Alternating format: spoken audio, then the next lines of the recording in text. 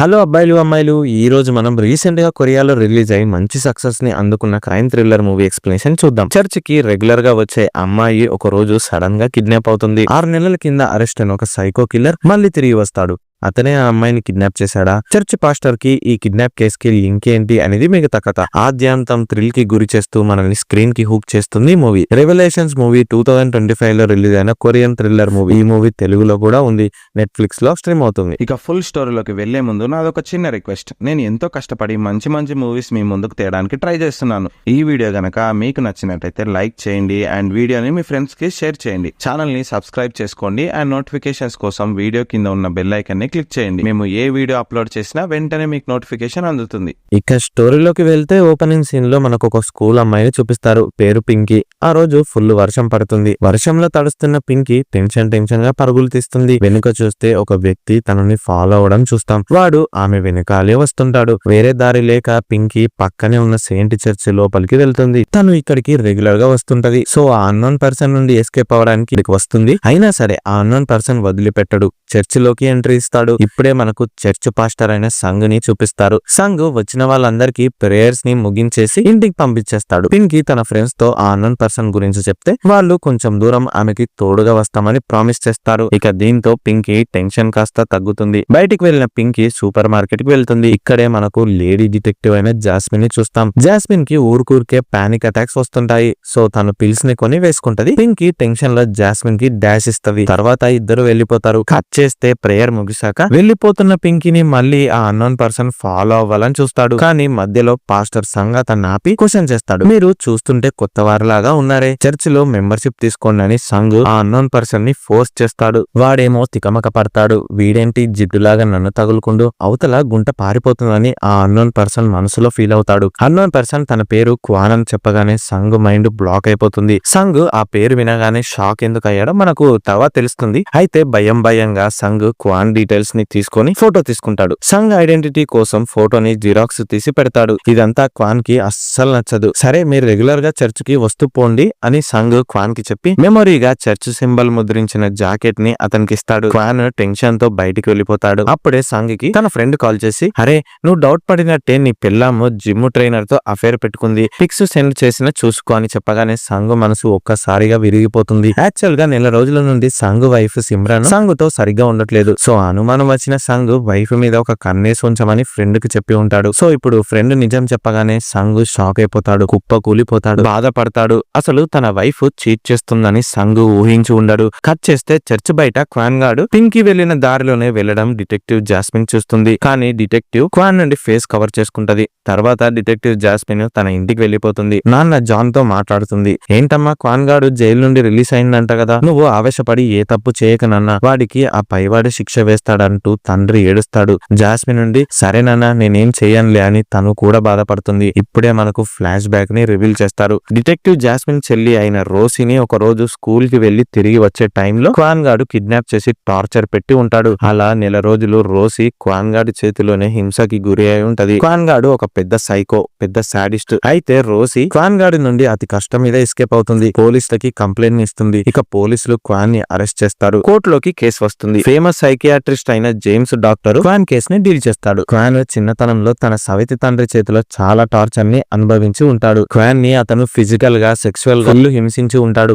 Abnormal childhood ని గడిపిన క్వాన్ పెద్దగా అయినాక సైకోలాగా తయారవక మంచోడవుతాడా అని జేమ్స్ వాదన. సో ఈ దెబ్బతో సోషల్ మీడియాలో ఇంకా జనాల మైండ్ సెట్ లో క్వాన్ మంచోడు, తన చిన్నతనం వల్లే ఇలా తయారయ్యిండు అనే సింపతి వచ్చేస్తుంది. సో కోర్టు వాళ్ళు రోసీని కిడ్నాప్ చేసి టార్చర్ చేసినందుకు కేవలం 6 నెలలు మాత్రమే జైల్లో పెట్టి చైల్డ్హుడ్ ట్రామా బేసిస్ మీద త్వరగా బయటికి రిలీజ్ చేస్తారు. అంత పెద్ద తప్పు చేసినా కూడా క్వాన్ కి శిక్ష పడలేదని చెప్పి జాస్మిన్ ఇంకా తన చెల్లి రోసీ చాలా బాధపడతారు. మనం ఇంకా పై కోర్టుకు వెళ్దామని అక్క ఎంత చెప్పినా రోసీ వినదు. డిప్రెషన్ లోకి వెళ్తుంది. తనకు జరిగిన అన్యాయానికి తట్టుకోలేని రోసీ సూసైడ్ చేసుకుని చనిపోతుంది. కానీ తప్పు చేసిన క్వాన్ గాడు మాత్రం బయట తిరుగుతుండు. ఇది మొత్తం ఫ్లాష్ బ్యాక్. ఇప్పుడు ప్రెసెంట్ టైమ్ లో డిటెక్టివ్ జాస్మిన్ తన చెల్లికి జరిగిన అన్యాయానికి రివెంజ్ తీసుకోవాలని డిసైడ్ అవుతుంది. ఎలాగైనా సరే క్వాన్ గారిని చంపేయాలని చేయాలని కంకణం కట్టుకుంటుంది తను. అందుకే వాడిని తరచూ ఫాలో అవుతుంది. కానీ తండ్రి వద్దు, వెనక్కు తగ్గు అని చెప్తుంటాడు. అయితే చెల్లి రోసి చావు తర్వాత ఆమె విజువల్స్ రావడం జాస్మిన్ కి ఎక్కువ అవుతుంది. అక్క ప్లీజ్ నాకు హెల్ప్ చేయి, క్వాన్ ని చంపి నా ఆత్మకి శాంతిని కలిగించని రోసి మాటలు జాస్మిన్ కి వినిపిస్తూ ఉంటాయి. రోసి విజువల్స్ ని కూడా జాస్మిన్ ఊహించుకుంటూ ఉంటది. ఇది ఇలా ఉంటే ఇంకోవైపు తన వైఫ్ చీట్ చేసిన బాధలో సంగ్ ఉంటాడు. వైఫ్ సిమ్రాన్ ని సంగ్ ఇంటికి తీసుకెళ్తుంటాడు. దారి మధ్యలో సిటీలో కొత్తగా కడుతున్న థామస్ చర్చ్ సైట్ వద్ద ఆగుతారు ఇద్దరు. ఈ సిటీలో నువ్వే పెద్ద పాస్టర్వి కదా, పక్కా బాస్ నీకే ఈ కొత్త చర్చ్ బాధ్యతలు అప్పగిస్తారు, చూస్తూ ఉండని వైఫ్ సంగుతో అంటుంది. ఆ మ్యాటర్ గురించే మాట్లాడడం కోసం సంగ్ బాస్ వద్దకే వెళ్తాడు. బాస్ డిస్ట్రిక్ట్ చర్చ్ గ్రూప్స్ కి లీడర్. అన్ని చర్చిలు బాస్ కిందనే రన్ అవుతూ ఉంటాయి. అయితే సంగ్ సిటీలో కొత్తగా కడుతున్న చర్చ్ కి నన్నే పాస్టర్ గా పెట్టండి అని అడగబోతుంటే అతని మాటల్ని మధ్యలోనే కట్ చేసిన బాస్ తన కొడుకు డేవిడ్ టాపిక్ ని తెస్తాడు. డేవిడ్ కి కొత్త చర్చ్ బాధ్యతలు అప్పగిస్తున్నాను, అతనికి కంగ్రాచులేషన్స్ చెప్పని బాస్ అనగానే సంగ్ కన్నీరు కారుస్తాడు. ఎన్నో ఏళ్ల నుండి సెయింట్ చర్చ్ లో సర్వీసెస్ చేస్తున్న తనని కాదని ఏం తెలియని డేవిడ్ ని ఇన్ఛార్జ్ గా పెట్టడం సంగ్ కి అస్సలు నచ్చదు. కానీ ఇప్పుడు బాస్ తో వాదించలేక అక్కడ నుండి సంగ్ బాధతో తిరిగి వెళ్లిపోతాడు. వెళ్తూ వెళ్తూ సంగ్ ని డేవిడ్ కలుస్తాడు. నాకేం తెలుసన్నా, మా అయ్యకి చెప్తే అర్థమే అయితలేదు,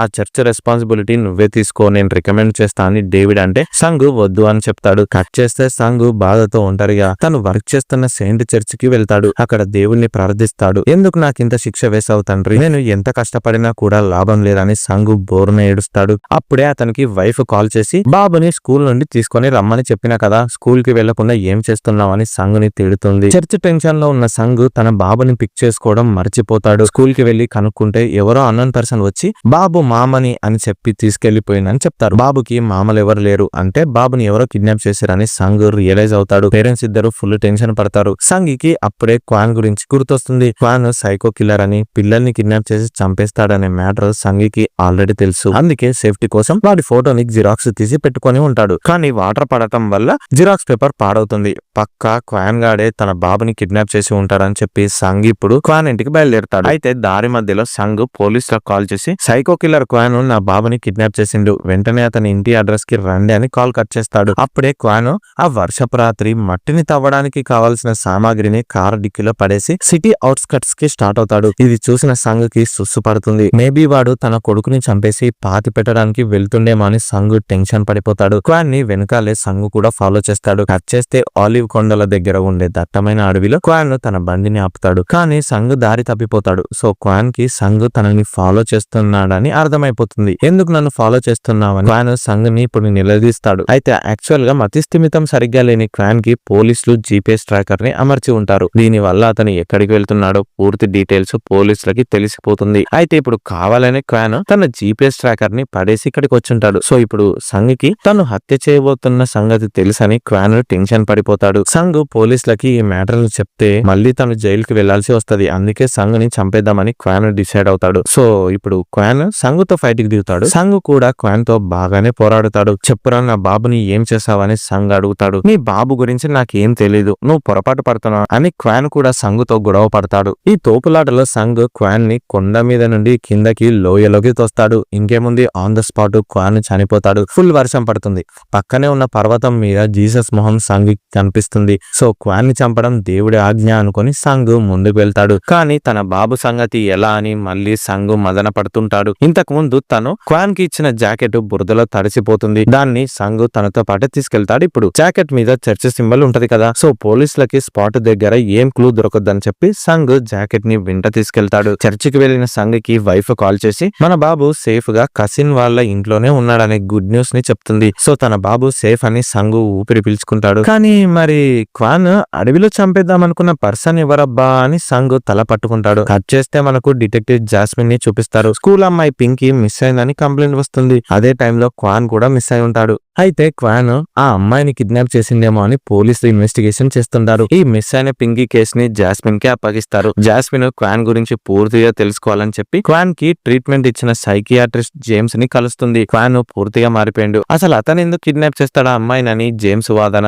సరే చూద్దాం, వాడు గనక నాకు దొరికితే షూట్ చేసి చంపేస్తా అని జాస్మిన్ అంటుంది. ఆల్రెడీ క్వాన్ తన చెల్లి చావుకి కారణమయ్యిండు, మళ్ళీ ఆ తప్పే ఇప్పుడు చేసిందని జాస్మిన్ కోపంతో రగిలిపోతుంది. పోలీస్ టీమ్ క్వాన్ ఇంట్లో సెర్చ్ ఆపరేషన్ ని చేస్తారు. గోడ మీద క్వాన్ వింతగా కన్ను ఆకారంలో ఉన్న బొమ్మని గీసి ఉంటాడు. అమ్మాయిల ఫోటోలు కూడా అక్కడే ఉంటాయి. సో క్వాన్ మీద పోలీసులకి అనుమానం ఎక్కువ అవుతుంది. ప్లస్ నిన్న రాత్రి క్వాన్ తన ఇంటి చుట్టూ ఉన్న సీసీ కెమెరాస్ ని ధ్వంసం చేసి ఉంటాడు. ఇంకో లీడ్ ఏంటి అంటే నిన్న రాత్రి చర్చ్ పాస్టర్ సంగు కూడా క్వాన్ ఎవరిని చంపడానికి వెళ్తుందని పోలీసులకి కాల్ చేసి ఉంటాడు కదా. ఆ విషయం ఇప్పుడు జాస్మిన్ కి తెలుస్తుంది. వెంటనే టీమ్ తో జాస్మిన్ సంగు దగ్గరికి వెళ్తుంది. పోలీసులని చూడగానే సంగుకి ప్యాంట్ తడిచిపోతుంది, కానీ రిజర్వ్డ్ గా బిహేవ్ చేస్తాడు. ర్యాక్ లో సంగు షూస్ ఇంకా క్వాన్ కి గిఫ్ట్ గా ఇచ్చిన జాకెట్ బురదలో తడిసి ఉండటం జాస్మిన్ చూసి సంగు మీద అనుమానపడుతుంది. క్వాన్ గురించి మీకు ఎలా తెలుసు అని జాస్మిన్ సంగుని అడుగుతుంది. నిన్న క్వాన్ చర్చికి వచ్చాక నాకు అనుమానం వచ్చి ఫోటో తీసుకున్నా, కానీ అది పాడైంది. అండ్ నా బాబు నిన్న నైట్ తప్పిపోయిందని వినగానే కంగారు పడి క్వాన్ మీద అనుమానంతో ఫాలో అయ్యాను. పోలీసులకి కాల్ చేశాను, అంతే తెలుసు నాకని సంగు చెప్తాడు. మీ చర్చ్ కి రెగ్యులర్ గా వచ్చే స్కూల్ అమ్మాయి పింకీ మిస్ అయింది, మేము క్వాన్ మీద డౌట్ పడుతున్నామని జాస్మిన్ చెప్పగానే సంగు షాక్ అయిపోతాడు. సరే ఏమైనా అవసరం ఉంటే స్టేషన్ కి రావాల్సింది ఉంటది, ఓకేనా అని జాస్మిన్ చెప్పి వెళ్లిపోతుంది. నేనే క్వాన్ ని చంపేసిన అనే మ్యాటర్ పోలీసులకు తెలిస్తే నేను జైలుకి వెళ్లడం పక్కా అని సంగు టెన్షన్ పడతాడు. ఈ విషయాన్ని బాస్ వద్ద కన్ఫెస్ చేయడానికి సంగు వెళ్తాడు, కానీ బాస్ తిరిగి సంగుకే ట్విస్ట్ ఇస్తాడు. తన కొడుకు డేవిడ్ ఉన్నాడు కదా, వాడికి రీసెంట్ గానే పెళ్లైంది, కానీ మనోడు ఊరికే ఉండక చర్చికి వచ్చే ఒక లేడీని గెలికిండు, ఆమెతో అఫైర్ ని పెట్టుకుని స్కాండల్ లో ఇరుక్కుండని బాస్ చెప్తూ బాధపడతాడు. ఈ దెబ్బతో తన పరువు మొత్తం నాశనమైందని బాస్ ఏడుస్తాడు. సో కొత్త చర్చికి సంగుని ఇన్ఛార్జ్ గా ఉండమని బాస్ బలవంతం చేస్తాడు. సో తన కోరిక నిజం కాబోతుందని, ఇదంతా దేవుడి దయనే అని సంగు హ్యాపీగా ఫీల్ అవుతాడు. కట్ చేస్తే మిస్ అయిన పింకీ తల్లి సంగు వద్దకు వచ్చి కూతురు దొరకాలని చెప్పి ప్రేయర్ ని నిర్వహిస్తుంది. ఇక సంగు కూడా నిజాయితీగా పింకీ కోసం ప్రేయర్ చేస్తాడు. కట్ చేస్తే ఒలివ్ కొండల దగ్గర క్వాన్ కార్ దొరికిందని సమాచారం అందడంతో జాస్మిన్ అండ్ టీము స్పాట్ కి వెళ్లి ఇన్వెస్టిగేషన్ చేస్తారు. కానీ అక్కడ ఏ లీడ్ కానీ క్లూ కానీ దొరకదు. పింకీ ఇంకా క్వాన్ జాడలు అసలు తెలియవు. పోలీసులు క్వాన్ కార్ ని కనిపెట్టారన్న మ్యాటర్ సంగుకి కూడా తెలుస్తుంది. అక్కడికి వెంటనే సంగు కూడా వెళ్లి చూస్తాడు, కానీ లోయలో క్వాన్ డెడ్ బాడీ అసలు కనిపించదు. దీంతో సంగు మైండ్ లో ఒకటే రన్ అవుతుంది, తను హత్య చేసిన క్వాన్ డెడ్ బాడీ అక్కడ లేదు అంటే మరెక్కడ ఉంది. ఇదే విషయం సంగు బుర్రని తినేస్తూ ఉంటది. స్పాట్ దగ్గర సంగు టెన్షన్ పడటం జాస్మిన్ చూస్తుంది. మొత్తానికి సంగుకి క్వాన్ కి ఏదో లింక్ ఉండొచ్చని జాస్మిన్ మళ్ళీ తన మనసులో అనుకుంటుంది. కట్ చేస్తే సంగు మళ్ళీ తన వైఫ్ సిమ్రన్ ని ఆఫీస్ దగ్గర డ్రాప్ చేయడానికి వెళ్తాడు. కార్ లో కూర్చున్న సంగు వైఫ్ చీటింగ్ గురించి బయట పెట్టి ఆమెని నిలదీస్తాడు. సో ఇక వేరే దారి లేక సిమ్రన్ తను చేసిన తప్పుని ఒప్పుకొని హస్బెండ్ కి సారీ చెప్తుంది. అఫేర్ గురించి కన్ఫెస్ చేస్తుంది. ఇక మన సంగు బాబు పెద్ద మనసు చేసుకొని వైఫ్ ని క్షమించేస్తాడు. అయితే తర్వాత సంగు సిమ్రన్ ని చర్చ్ హాస్పిటల్ కి తీసుకెళ్తాడు.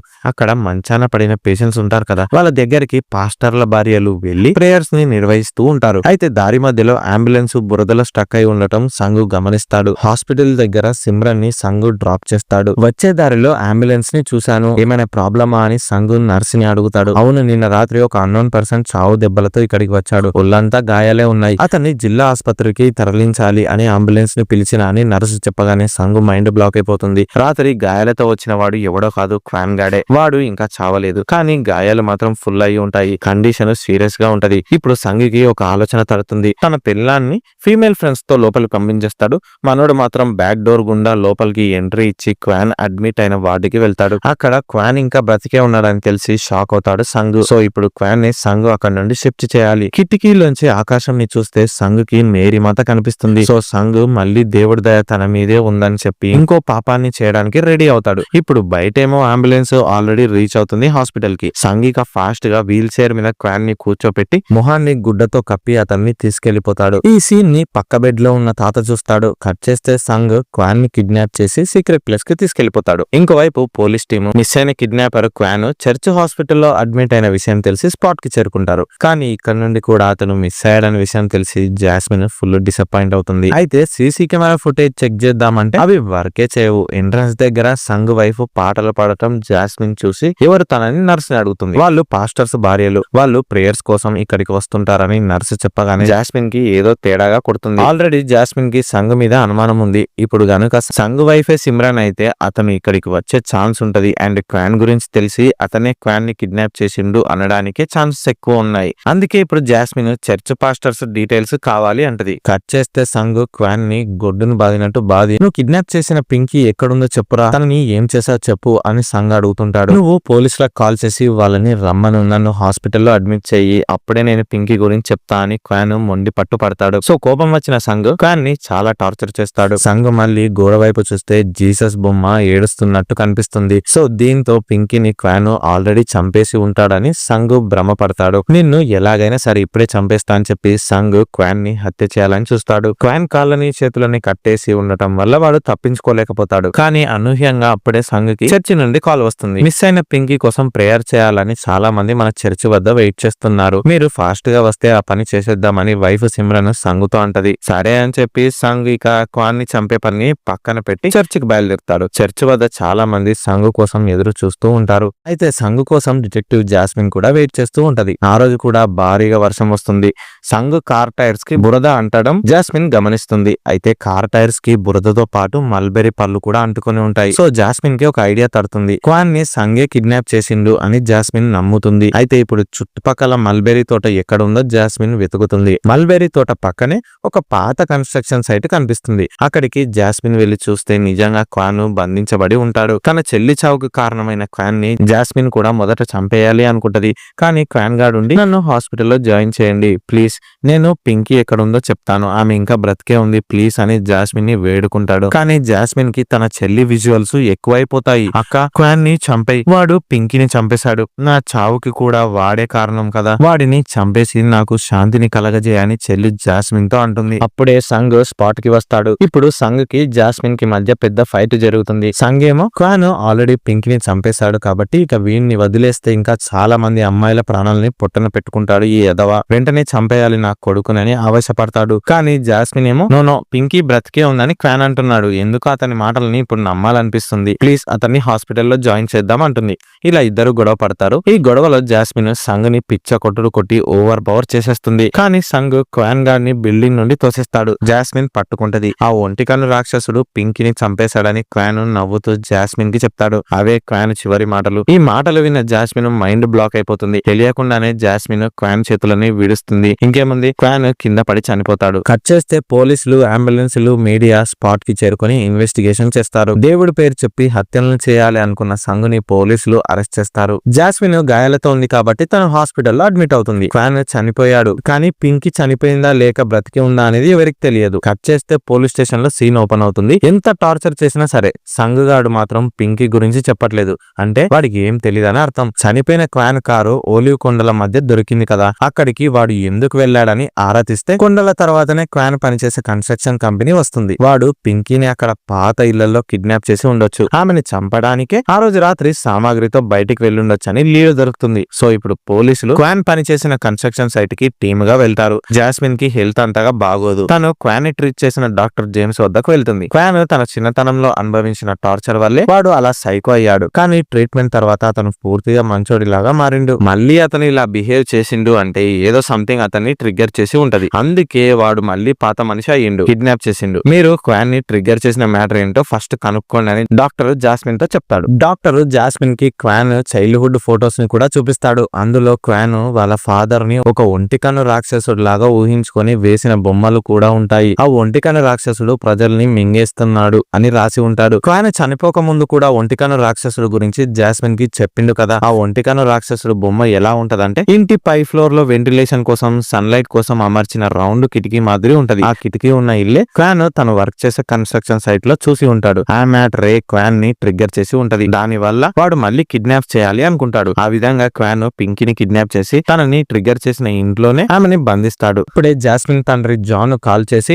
తల్లి మన కొత్త ఇంట్లో కిటికీని చెల్లి రోసీకి ఇష్టమైన మోడల్ అదే అమ్మా రౌండ్ కిటికీ మోడల్ లాగా చేపిద్దాం అనుకుంటున్నా, ఫోటో పంపినా చూసి చెప్పని కాల్ కట్ చేస్తాడు. సో జాస్మిన్ ఆ ఫోటో చూసి షాక్ అవుతుంది. క్వాన్ గీసిన ఒంటికన్ను రాక్షసుడు బొమ్మ ఇంకా రౌండ్ కిటికీ మోడల్ లోనే ఉంటది. ఈ విషయం ఇప్పుడు జాస్మిన్ కి అర్థమై వెంటనే పోలీసులకు కాల్ చేసి రౌండ్ ఐ సింబల్ తో కిటికీ ఉన్న ఇల్లుని కన్స్ట్రక్షన్ సైట్ లో కనిపెట్టండి ఆర్డర్ ఇస్తుంది. ఆ ఇంట్లో పింకీ ఏడుస్తూ హెల్ప్ కోసం ఎదురు చూస్తూ ఉంటది. పోలీసులు ఆ ఇంటిని కనిపెడతారు. కానీ అప్పుడే జేసీబీ వాళ్ళు వచ్చి ఆ ఇల్లుని కూల్ చేయాలని చూస్తుంటారు. అలా చేస్తే ఇల్లు ధ్వంసం అవుతుంది. లోపల ఉన్న పింకీ కూడా చనిపోతుంది. వస్తుంది. అందుకే ఫాస్ట్ గా మెరుపు వేగంతో డిటెక్టివ్ జాస్మిన్ స్పాట్ కి వెళ్లి ఇంట్లో బంధించబడ్డ పింకీని సేవ్ చేస్తుంది. ఆమె ప్రాణాలని కాపాడుతుంది. జాస్మిన్ తన చెల్లె పింకీ రూపంలో ఉందనుకొని హ్యాపీగా ఫీల్ అయ్యి హక్ చేసుకుంటుంది. అప్పుడు ఇక తన చెల్లి ఆత్మ శాంతించిందని జాస్మిన్ అనుకుంటుంది. కట్ చేస్తే కొన్ని డేస్ తర్వాత జాస్మిన్ జైల్లో ఉన్న సంగుని కలిసేందుకు వెళుతుంది. సంగికి ఇప్పుడు జాస్మిన్ అదిరిపోయే ట్విస్ట్ ఇస్తుంది. నువ్వు అనుకున్నట్టు పింకీ చావలేదు, బ్రతికే ఉంది. తను సేఫ్ గా హాస్పిటల్లో ట్రీట్మెంట్ తీసుకుంటుంది. నువ్వు నీ మూఢనమ్మకాల వల్లే ఈ సిచ్యుయేషన్ లో ఉన్నావని జాస్మిన్ చెప్పగానే సంగు షాక్ అయిపోతాడు. నిజంగా జీసస్ నాకు కనిపించడం ఒక భ్రమణ అని సంగు తన మనసులో డౌట్ పడతాడు. కట్ చేస్తే సంగు తన సెల్ లోపలికి వెళ్లి